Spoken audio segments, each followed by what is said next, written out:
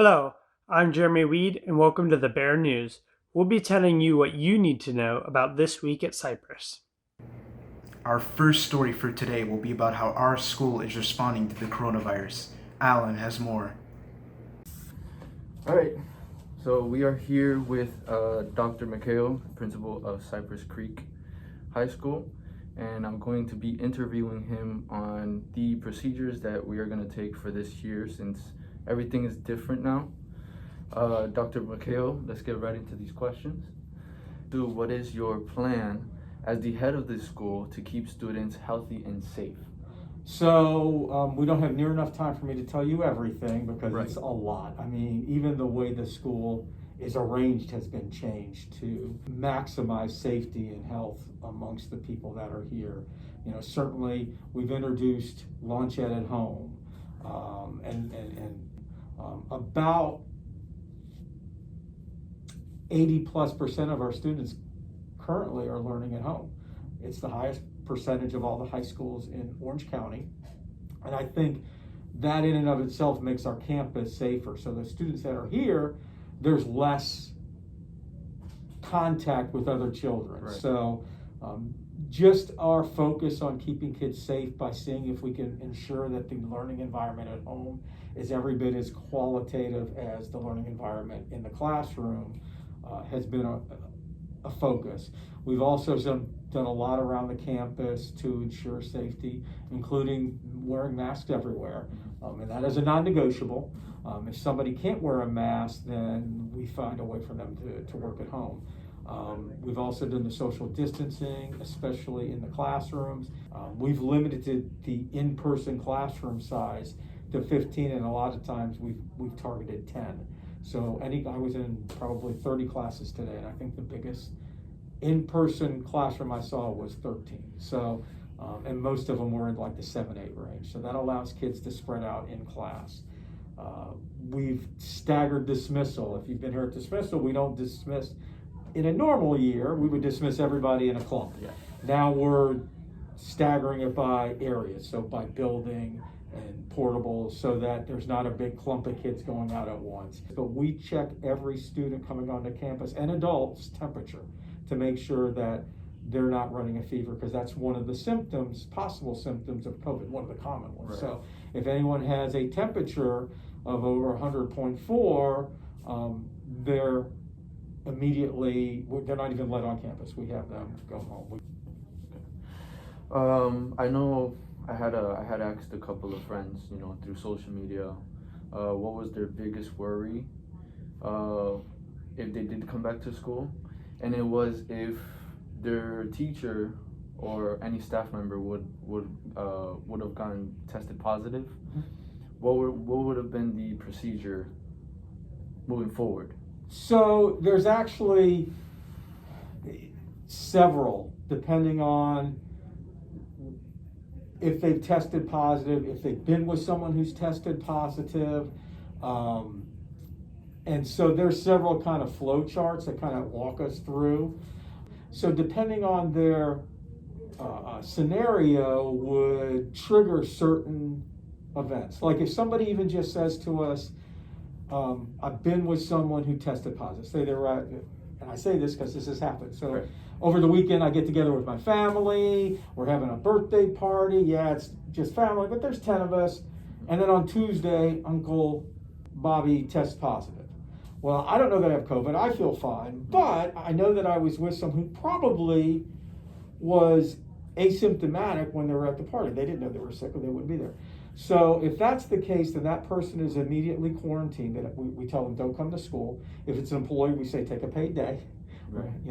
or if it's student, stay home and go through launch ed Right. until either you've been 14 days with no symptoms or you test negative, meaning that you don't have the COVID. So, and then when they come back, they give us the results of those tests. So that's kind of one way. Each one's a little different depending on the severity.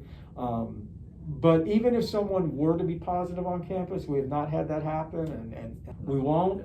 But if someone were, because it's positive, someone could be asymptomatic, means they don't even know they're sick until it's past several stages.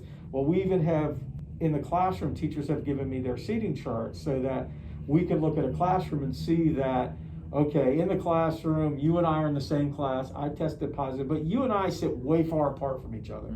So you are not, we'll inform you, and then your parents may say, we're going to test you just in case, but we know that the likelihood of you getting the disease with the mask on, with sitting across the classroom, is pretty small, as opposed to if you and I were sitting next to each other, Right. and even though we're wearing masks, there's a chance I could touch something that you touch, kind of thing. So in that case, if you're sitting within a certain range, 6 feet, for an extended period of time, then we would also have you quarantine if I tested positive.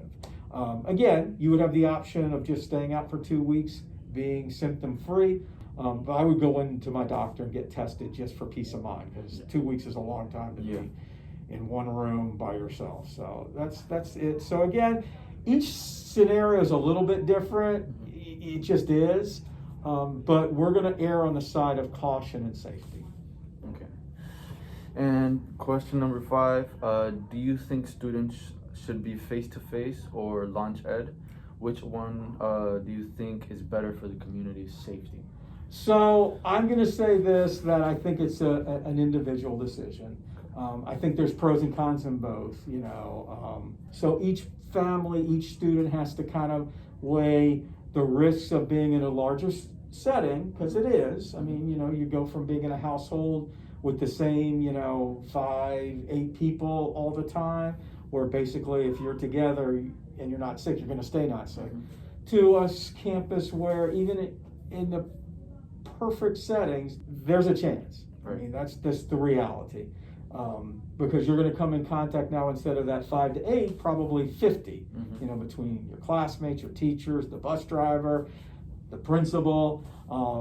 And so then you have to weigh that versus the value of sitting in front of a teacher and being able to say, hey, I don't understand this, show me this on a board or face-to-face, or have a conversation. And again, that's an individual decision. I will support either.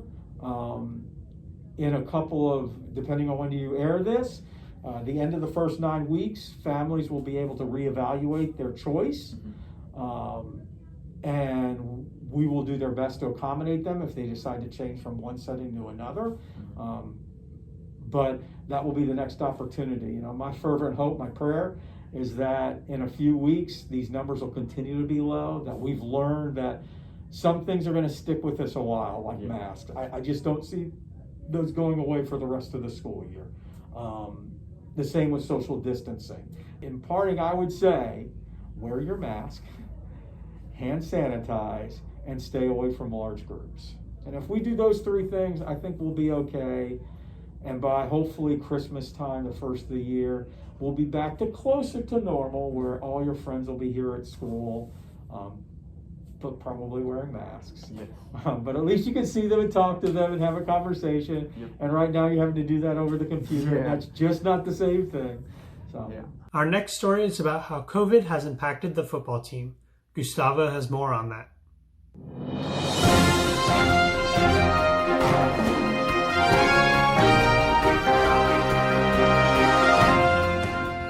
Thanks. Orange County has decided that football must continue even with the coronavirus still around. But since football is a physical sport, the team members are going to have to social distance even more than everyone already does. Any of the football players who are doing face-to-face at Cypress Creek, or any school in OCPS for that matter, are staying in the classroom the entire day so as to prevent contact with other face-to-face students. They will be kept in one location the entire school day because if the football team catches it, the consequences could be devastating. That's all the information regarding this policy we have as for now. More updates as the story progresses. Back to you. Next, Raziel will be giving us an update on the weather.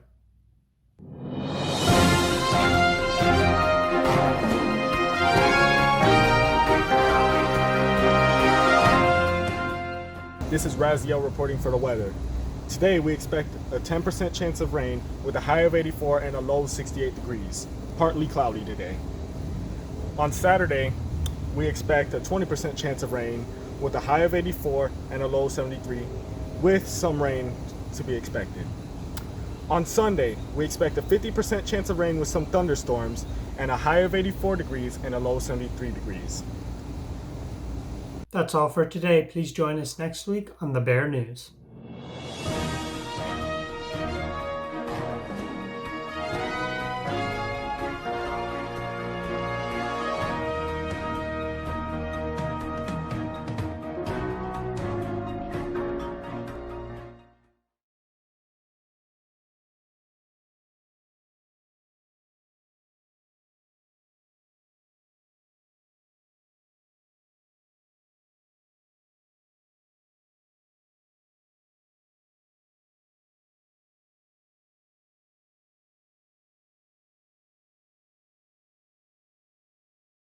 Hi, this is Raziel, and I'm the lead anchor for the Bear News team.